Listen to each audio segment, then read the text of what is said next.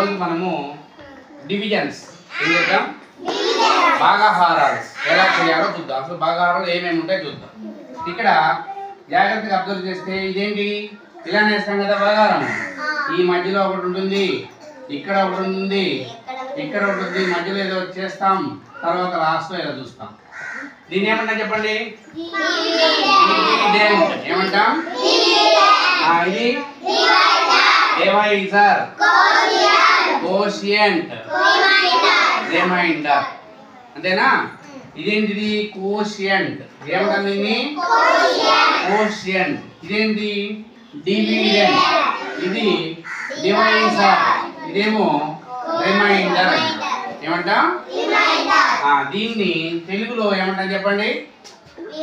విభాజ్యము. కలకడందరూ ఇది విభాజకము. విభాజ్యకము.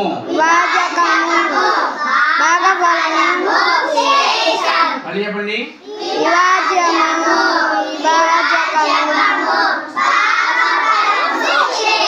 ఎవరు చేస్తారు అది? ఒక రండి చేయడం చెప్పండి.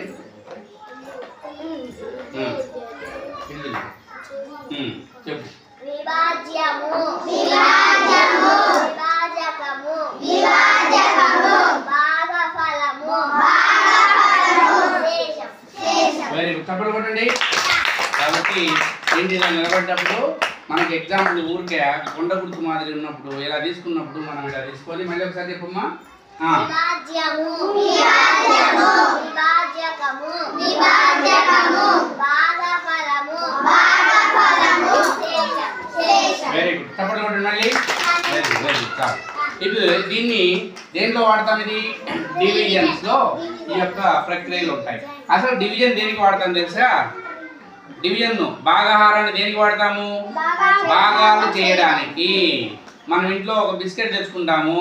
బిస్కెట్ తెచ్చుకుంటే దాంట్లో 10 బిస్కెట్లు ఉన్నాయి.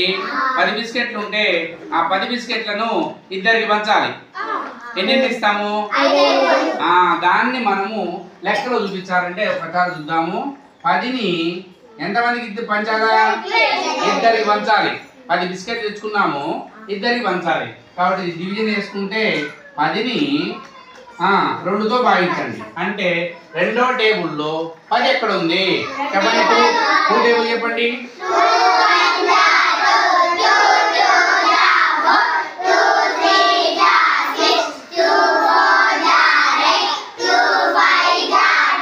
Very good. 2 5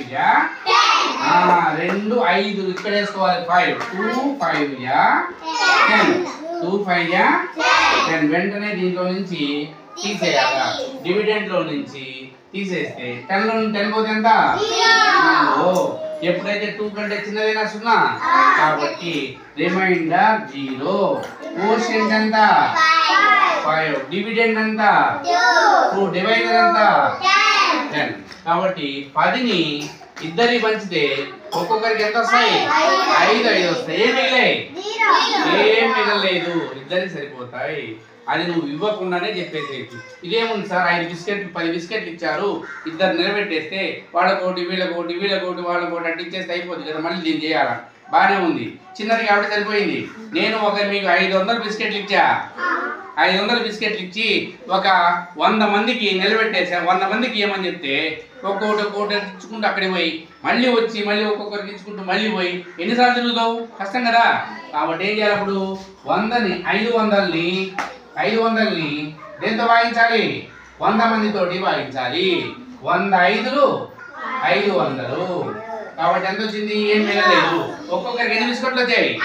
వెంటనే స్టార్టింగ్ ఒక్కొక్కరికి 5 5 5 ఒకే లైన్లో ఒక్కసారి ఇచ్చేస్తే అయిపోయి. అర్థమైందా? అది డివిజన్స్. డివిజన్స్ అంటే ఏం చేయాలా? భాగించడము. భాగించడానికి వాడేదే భాగాహారము, డివిజన్స్ అంటాము. ఓకే, ఇంతటితోటి క్లాసు చెప్పేసి రేపు నెక్స్ట్ క్లాస్కు వెళ్దాం. ఓకేనా?